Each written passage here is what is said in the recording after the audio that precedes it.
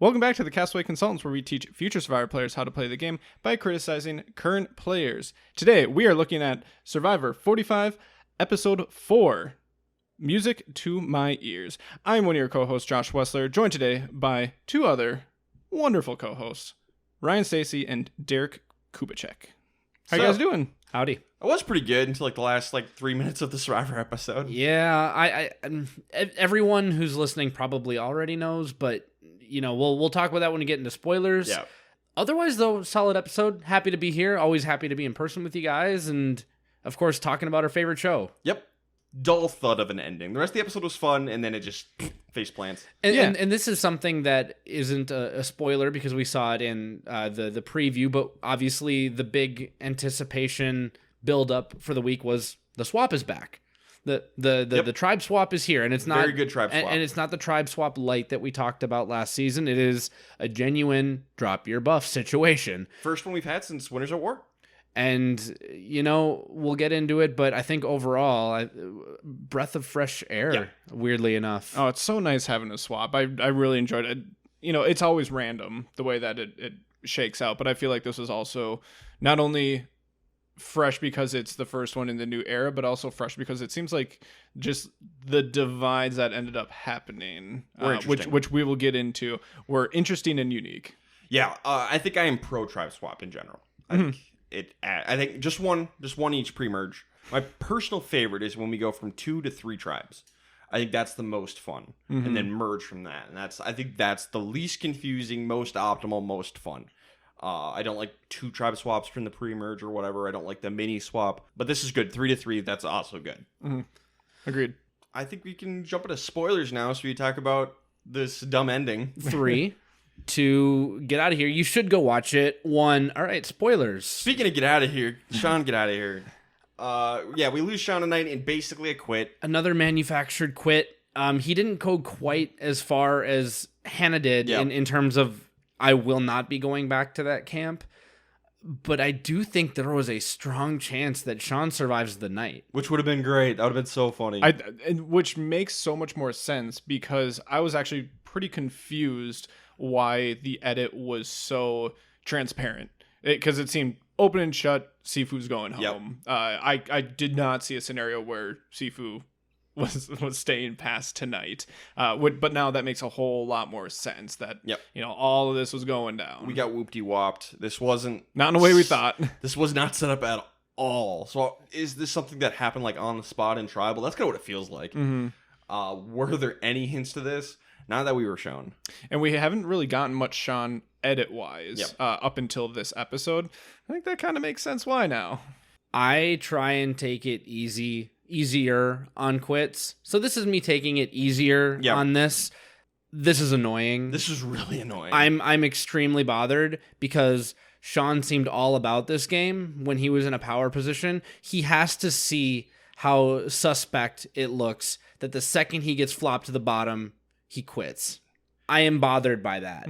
I am severely bothered. And logically, it just doesn't really make a whole lot of sense because you still have to go through the whole process of... it's a shortened season, but you still have to go through the process of exiting the game, being at Ponderosa. I know that you can leave whenever you want, but it's not like he's going to be home immediately, right?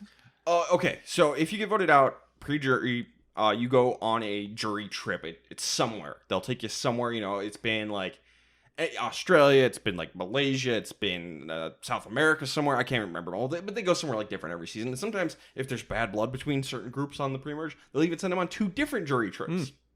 That's always funny when that happens. So Sean would have gone as soon as the pre-jury stuff ended. Those 6 or 7 people who don't make the jury, they go off on a trip somewhere, but they're at Ponderosa right now. Technically, you don't have to stay. However, in the past, if you do choose to leave, there have been people who've been banned from the reunion show for that. And you get an appearance fee for showing up the reunion show. We don't do that anymore. Sean doesn't show up at anything anymore so far. So there was the reunion show. So he can just go home, honestly. They can't stop you. Now, granted, it doesn't always happen. BB, season 1, did that. He was at the reunion show. But again, season 1, a little different. Yeah, season 1, that's just... I was going to say the Wild Wild West, but that's the Wild Wild Borneo. That's the Wild Wild Borneo. If Sean does go straight home after this, okay, whatever. It just doesn't make sense because we're in a shortened season. What day are we on right now? Didn't they say like 9 or something? Yep. There's 26 days, man. Like, You're come on. almost a third of the way through this. You are a third of the way through this. You can't last another 2 weeks? So, okay. And maybe this is just me as the token single guy in this podcast. It drives me up the goddamn wall whenever one of my friends starts whining about being away from their spouse for like a few days. Just like, you can't be away from them for a few days. They start crying about it. And I'm just like, get over it. Calm down. And maybe if I ever meet someone who, the light of my life, maybe I'll feel different. And you can throw this right back in my face. But it drives me insane. I'm like, I don't care. Get over it. You can go a couple of days or a couple of weeks without seeing your spouse. Boo frickin' who. I have no sympathy and I don't care. So yeah, I'm probably the person who goes the easiest on the quitters in general out of the three of us. I think I am. You've been the most consistent about it. Like, I've softened. Yeah. Josh hasn't really, but I've tried. I think you've softened ever so slightly. There's outliers. Yeah. Like, if you don't want to be here, you don't want to be here. That's fine. This is the dumbest reasoning I've ever heard. Like, you're a third of the way done and you miss your husband that badly. You need to go home. Okay. Boo hoo. My adventure is at home. This is like the dumbest version of that Christmas movie with Arnold Schwarzenegger, Jingle All the Way. Like, I've got the real Turbo Man at home. Like, no. You got Jeff Probst's Turbo Man, like, right in front of you. Play it out, buddy. I am more than a little bit annoyed. Like, yeah, Sean seems like a good guy, but, like, I never want him on my TV again. Yeah, absolutely not. Like, blacklist Sean from the show. And that those two things are not mutually exclusive. Yep. But he can't come back. Nope. Absolutely not. What's his Hannah's big moment at the beginning is sliding down into the mud, which feels intentional. Do we remember what Sean's is? What if it changes next episode? That's certainly possible. I hope it's like a face plant for Sean. I love this idea of keeping the promo and the intro, and anybody who quits, just give them an embarrassing action shot. Everybody else gets a cool one, and the quitters get the embarrassing ones. That's great. And I'm not gonna take shots at like big shots at casting, but like I think we do need to revisit the people who are here to like genuinely play Survivor hard. It doesn't have to be a bunch of super fans who want to play it hard and well. Ryan always talks about his ideal scenario, which is just pick 18 randos, yeah, 16 random number generate randos. Everyone. You obviously can't. There's a few people you can't put on, but ideally, I want a random number generator of Americans put on the show, and now Canadians, so that's fine too. North Americans. Honestly, I'd be totally fine with 18 or 20 random people from all over the world. Like, I'd be okay with that too. But people can apply, Americans, Canadians, cool. And then blacklist a few. But I think we need to revisit something because this is half of the season so far. Well, yeah. We're 4 episodes in and we've got 2 manufactured quits and a tribe that was utterly dysfunctional, which isn't uncommon, but it was less common. So it's just... Something needs to be looked at. A discussion needs to be had in the casting department. We need to take a second look. And by the way, I just want to throw out there, you have no casting risk with me. Yep. So take another look at my video. I will not quit on day 9. Yep. I will not smoke. So you're not going to be like, oh God, I miss my wife so much. Day 9, I got to quit. I might be one of the few people in the world who will sleep better on the island. That's true. Shout out to Derek's wife. I love you so much, Sarah. I've slept over at Derek's house a few times, and like from the other room, I could just hear Sarah sawing logs. And is it every night? No, but the nights that it happens, it is a kind of a woof moment. It is comically loud. All right, you guys ready to jump into the episode proper? Yes. Yeah. All right, so the episode begins with Sean getting back to camp with Lulu, and he's hugging Caleb and Emily. He's not mad at all for being left out. He's like, guys, we could just... I just want to move on together. It'll be great. It'll be just the 3 of us, and it'll be so good.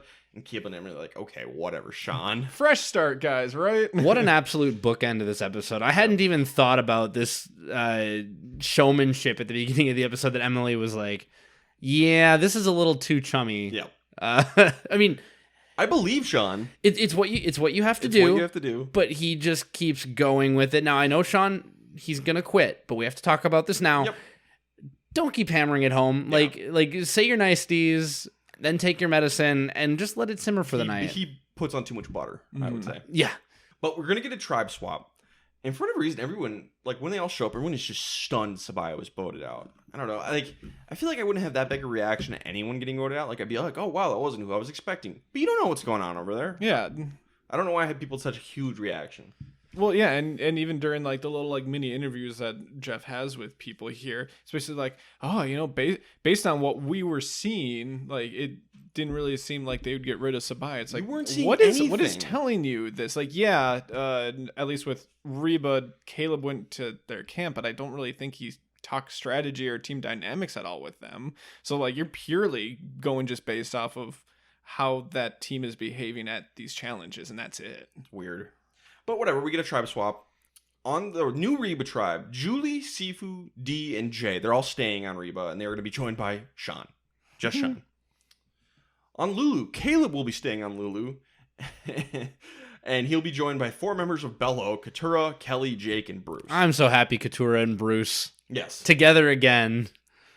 And then over on Bello, Brando and Kendra will be staying here, joined by Emily from Lulu, and then Drew and Austin from Reba. It's a fun dynamic. Fun dynamic. So this will be really interesting. The Lulu tribe is all spread out now. I wanted to ask what you thought of as far as like perspective from these two tribes that haven't gone to tribal yet. Are you wanting some sort of swap even if your tribe is completely intact? Because we've talked about it on this podcast that, you know, let's go ahead and say that there's not going to be like any swaps or anything like that, and you go fully intact into the merge, that can actually be more dangerous. Yep. At this point, would have you rather already gone to tribal and lost someone and drawn those lines before a swap happens? Yeah, I think so. I think ideally, if I'm on Survivor, I don't want a single swap to happen, and then like to have gone to tribal like once, maybe twice, and survived. I think that's probably your best shot for success going into the merge. And if you're going to have a tribe swap, I think the ideal situation is exactly what happened with majority Reba, majority Bello, because you have all of these numbers, but you're also earning a touch point. I think very famously, Christian Hibicki drew the matrices of touch points, and that's why one theory as to why Nick was able to win his season was because he was able to interact with the highest number of people and survive and get through, so he had way more options going forward. I know Nick has kind of fallen from grace, but we can still draw some... F. Nick Wilson. We can draw some lessons from his game, and so the point is here, like, if you have a tribe that hasn't been tested in tribal council and you're going to get swapped, you want to get swapped into a really good position like most of Bella, most of Reba, so that you can earn a touch point, and then maybe there's some way to work forward with Lulu. Or maybe you really love the idea of getting put with someone that you absolutely hate, and then having an Emily and someone on the other side like, hey, listen, I really want to get this person gone. Now, if you want that, you're probably playing Survivor wrong. Yeah. But just saying, I think that's the ideal situation. Just make sure you connect with everyone, as many people as you can. So on Lulu, Bruce is back on Tika Beach, which is where he spent his one day on Survivor in 44. Very emotional moment for him. That's where he was medically evacuated. But he gets over that, and we move forward. And so they're all talking. They're getting to know Caleb. And Caleb is about to talk about, Brandon and Mystery Adventure Island and what happened there. But Katura stops him. And she's like, well, wait, tell me everything about it. She wants to make sure, because Bruce was going to say, because Caleb asked Bruce, oh, tell me about your time out there. And Katura's like, Bruce, hold on. Before you say anything, Caleb, why don't you tell us what happened? Very lawyer move. Yeah, imagine a lawyer shushing someone and cross-examining the witness. Yep. Imagine. They can't help themselves.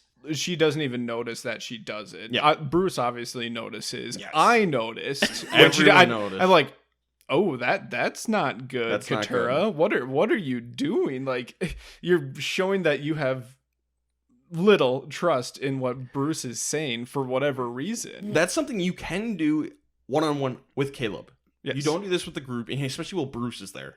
This is very Kanye, I'm gonna let you finish, but boy, Derek Naiman has as many problematic people as he can. That's well, you know what? Are you gonna bring up that 70s show cast next? Katura is being a little bit of a problem, and what's funny is Ryan, you said that this week she tweeted, or maybe it was one of these I think it was a week or two ago. I promise I'm talking about more than Bruce, and yet in this first group interaction You snuff Bruce to try and check him for lies with Caleb. And then this is your whole personality. And then we're going to get like a supercut of her confessionals just going on and on and on. All in the same confessional, about too. how much she doesn't like Bruce. Now, I'm going to take a second. I'm going to quote the greatest movie of all time. Bill Paxton to Helen Hunt. Jesus Christ, you're obsessed! Nobody is going to appreciate that reference, save maybe my dad. But that's in the movie Twister, which is the greatest movie of all time, confirmed. So, Katura, you need to... Don't be so obsessed. Yeah, this is bad, really bad for Katura, because this is like... gives Bruce like, oh, Katura's out to get me. If it wasn't clear before... It's clear now.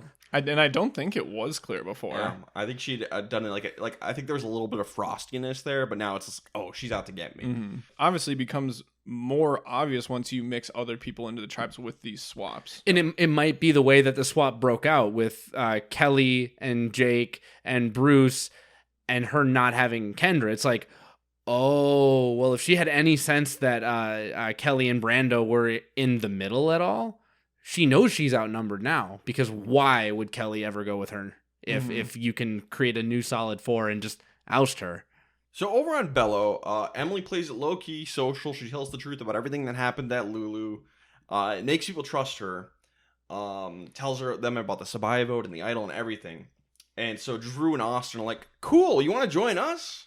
She's like, yes. we like honesty and telling people all the information. Join us. So the three of them get together and seem to make an alliance.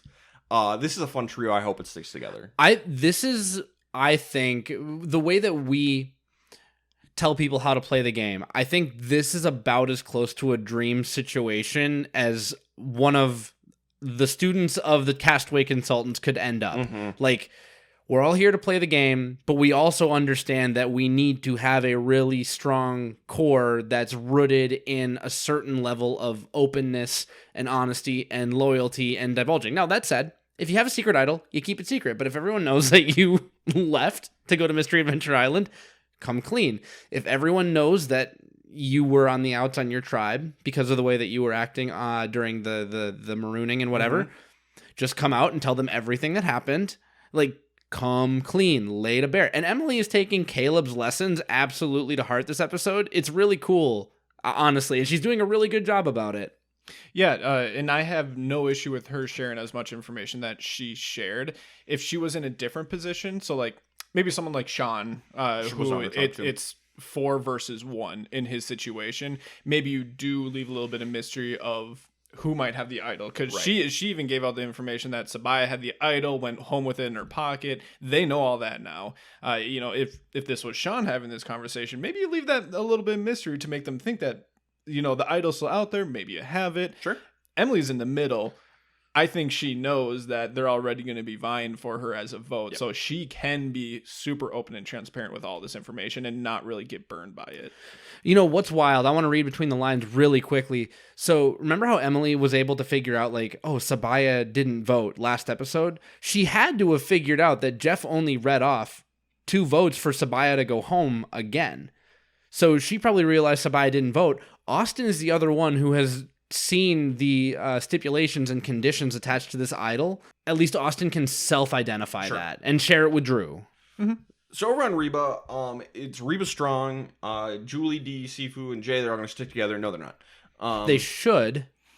So, Jay really likes Sean, isn't a fan of Sifu, wants Sifu to go. Thinks he has an idol. So they are going to check his bag, Sean's bag. It's tied in kind of a weird knot, so they have to like study the knot.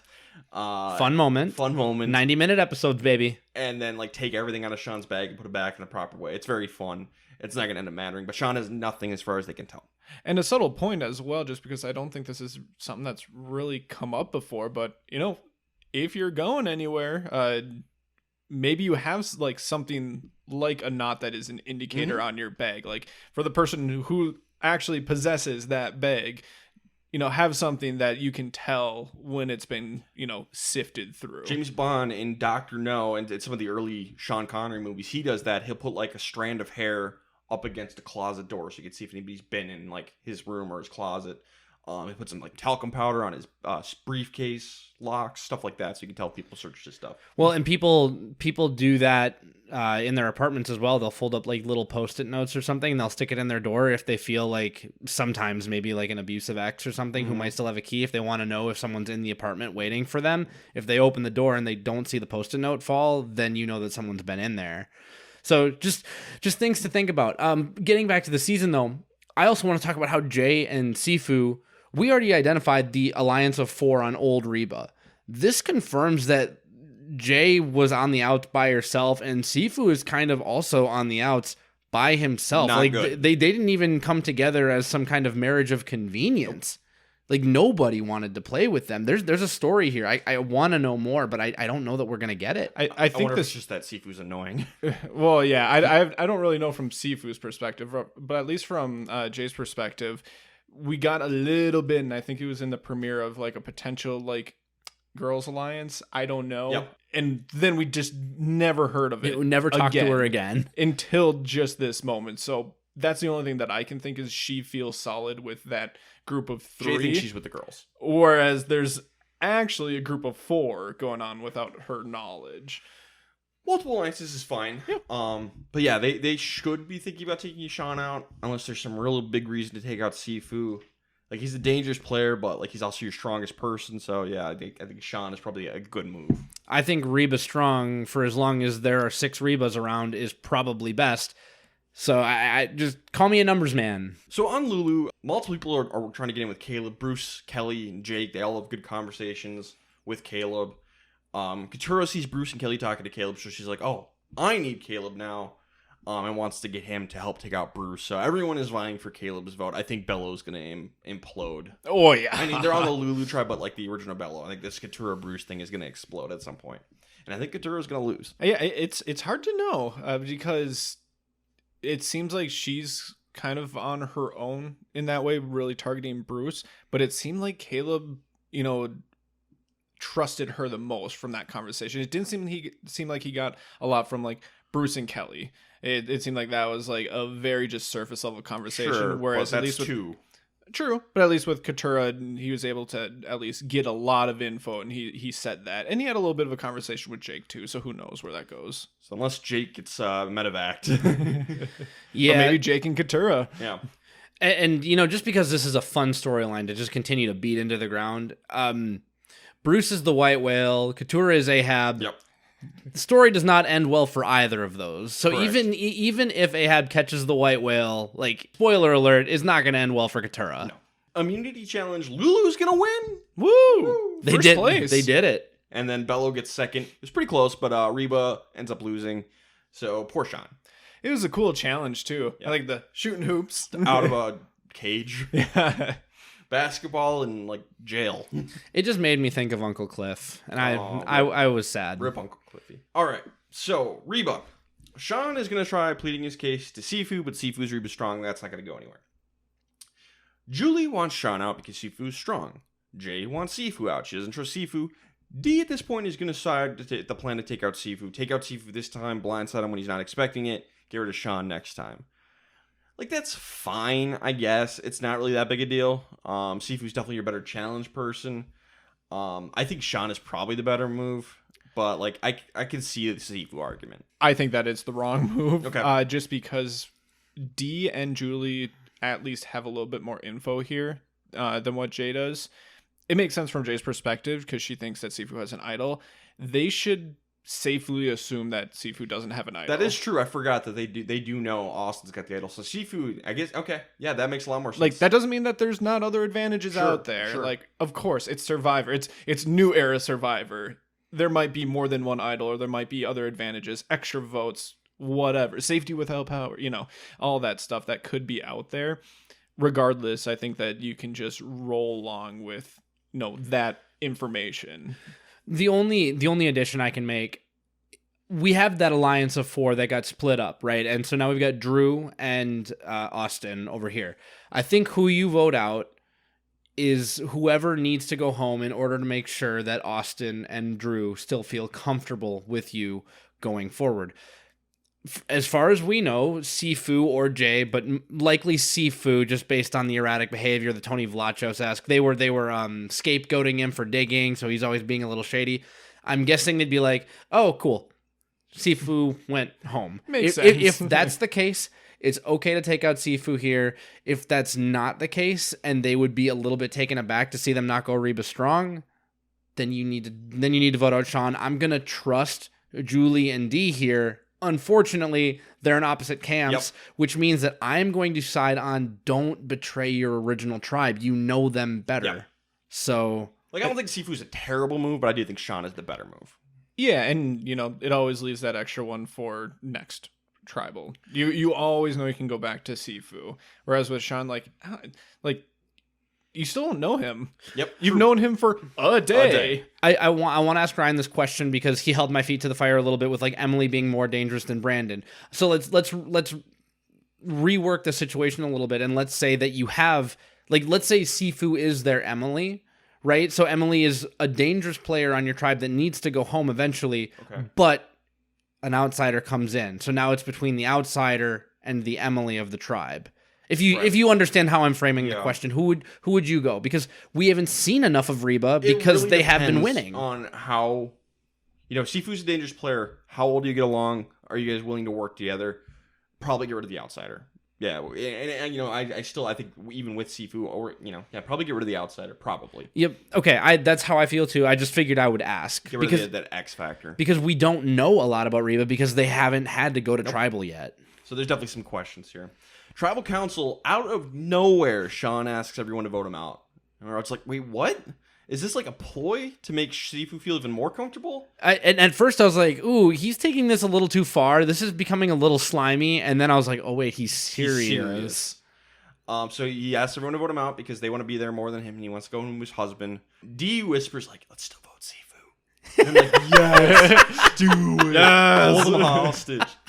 And if they had gone through with this, I would have been okay with it because now you have 100%. Sean, who's basically just moping along in the game now. Because Sean might quit. Sean might quit 2 for 1. He's not a part of your alliance. Who cares if he quits? And honestly, that you'd be like, oh, now we're down 2 people. Yes, but honestly, that might make the merge happen quicker because they'll do that sometimes on Survivor. And if you wanted Sifu out anyway, in the words of Tony Vlachos, 2 for 1, 2 baby. for the price of 1, and you can get rid of Jay next time, especially for Julie and D. This is like perfect. Mm-hmm. One time we were playing the Survivor board game, and we changed the rules a little bit to make it more like the show, less like the board game, because the board game is kind of mid. But we were voting people out, and my friends, they always vote me out first whenever they get the opportunity. It's so annoying. I never want to play it anymore because they always vote me out first unless I want to. It's been a while since we played. Yeah, I wonder why. I never suggest playing it. Because it's super annoying. But one of our friends, Connor, realized he needed to go.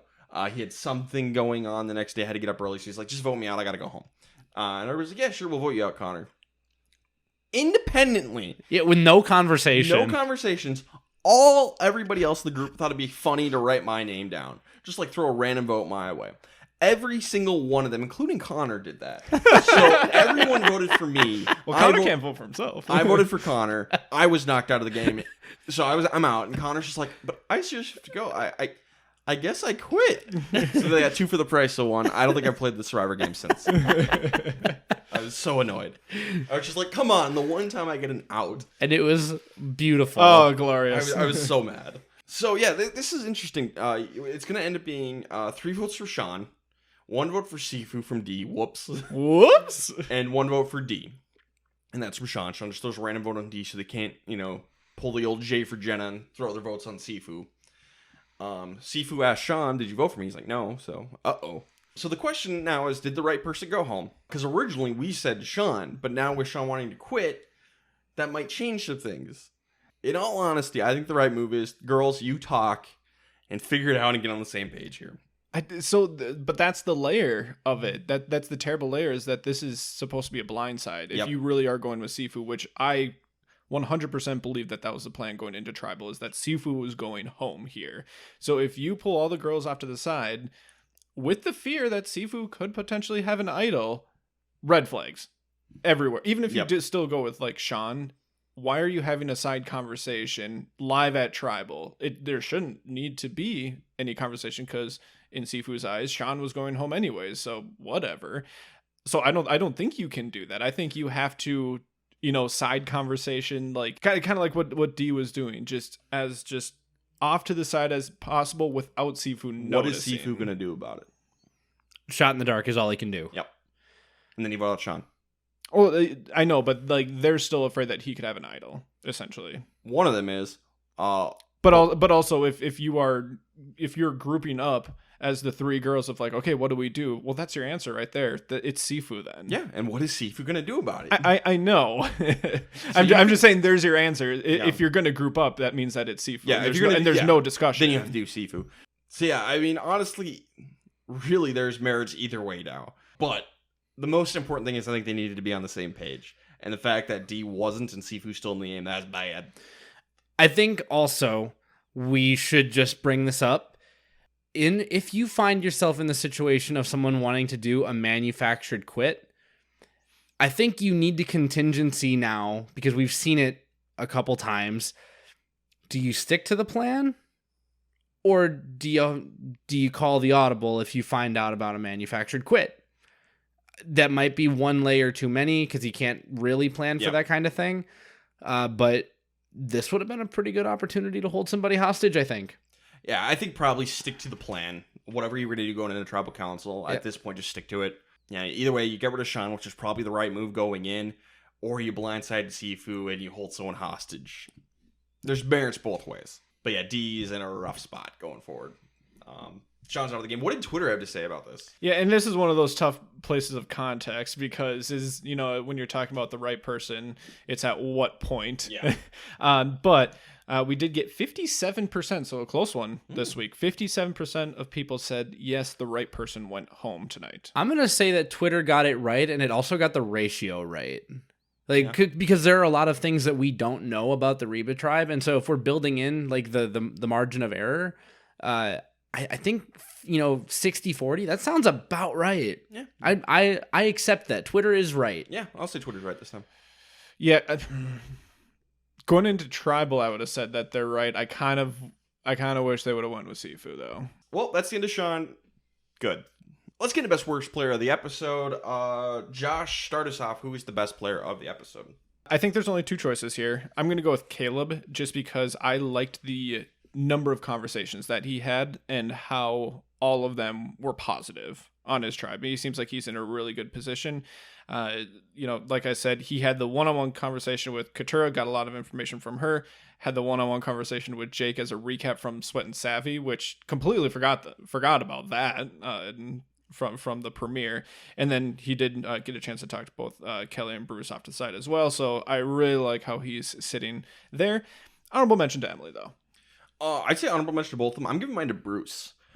Just because he got that great read on Katura, he realized exactly what she was doing, exactly what she's up to, and now he is making moves, again, like to counteract that. He didn't, he had conversations, which a lot of people did because that's what you do in the tribe swap, but he also gained a piece of information because of Katura's mistake and got a good read. So Bruce is my best.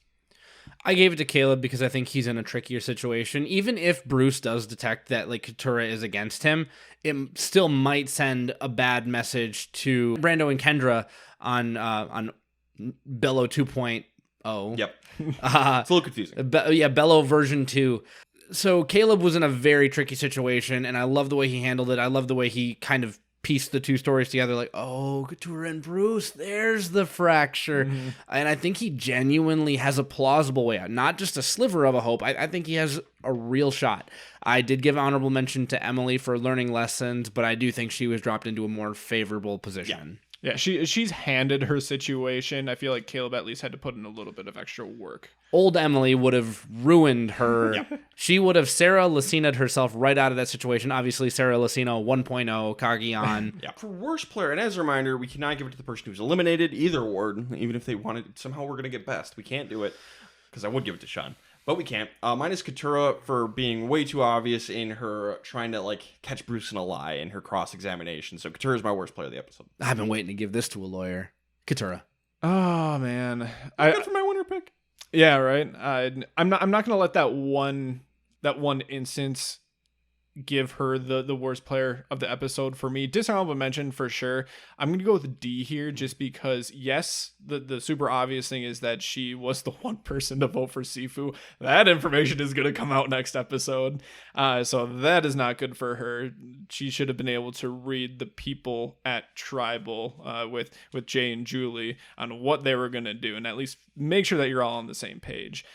But on top of that, even more, she should know that Sifu shouldn't really be the option in the first place because she should know that he doesn't have an idol.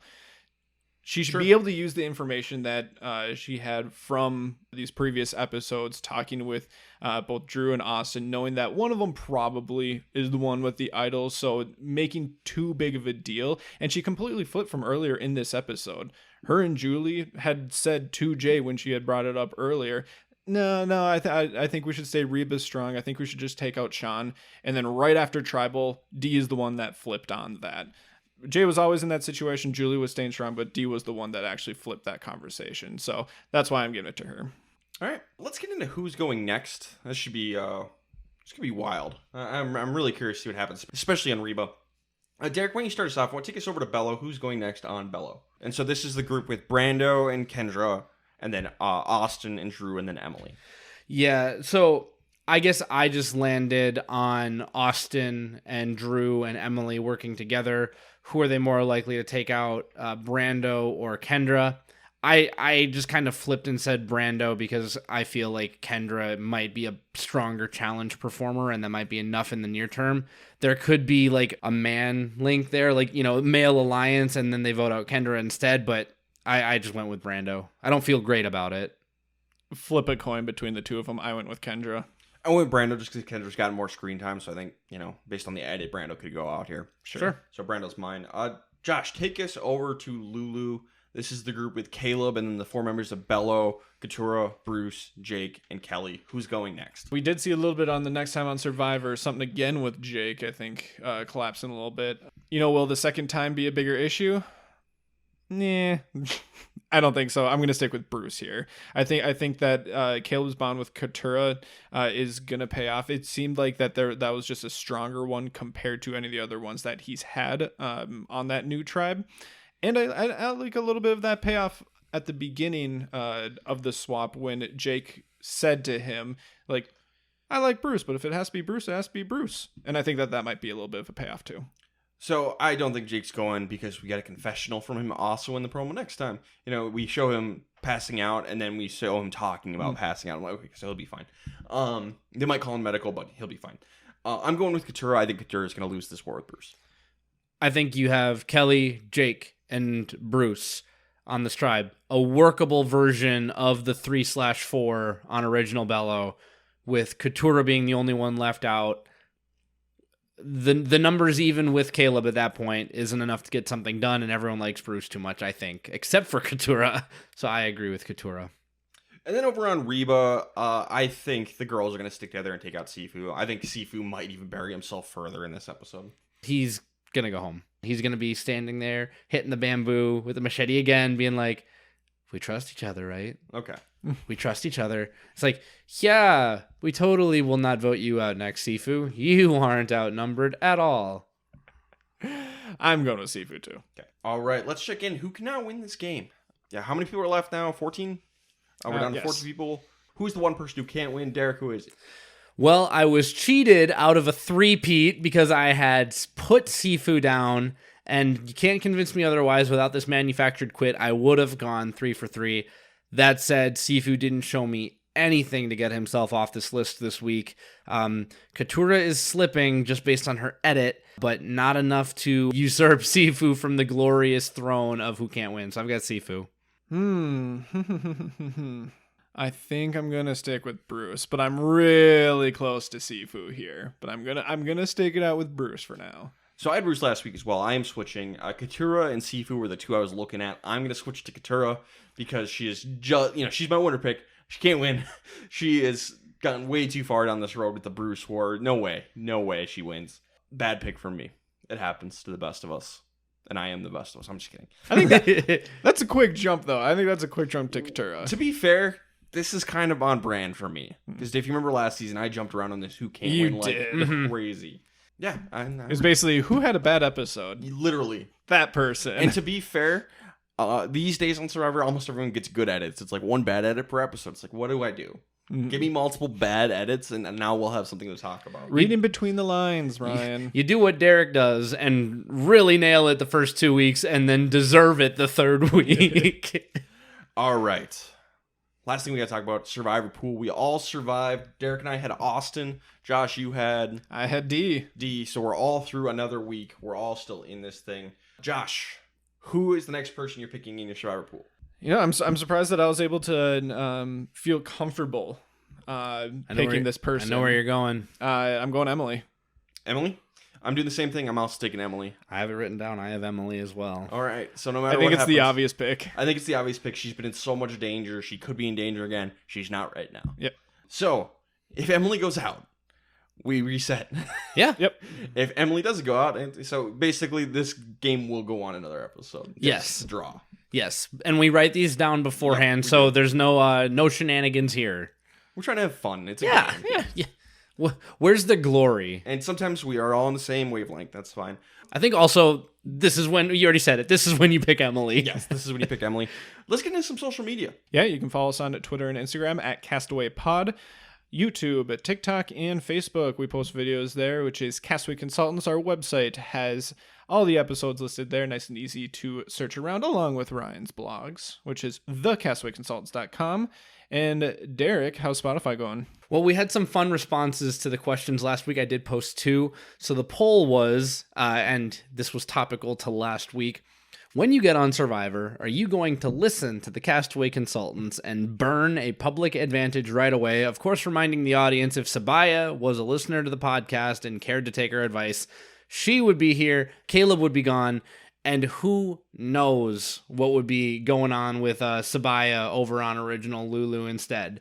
I have no idea. The results are actually slightly mixed. We've got about 80% saying that you would, yes, do that because you're smart. 20% of you said no, you want to gamble. And they have that right. Hey, you know what? If you call it right, maybe you win $1 million, but most likely you're going home. Enjoy the pre-jury trip. enjoy the trip. And then the open-ended question was, how do you feel about contingent idols or idols with expirations? Again, topical the last week. We got a couple responses, a couple favorite. They're good TV. I'm okay with them. Love it.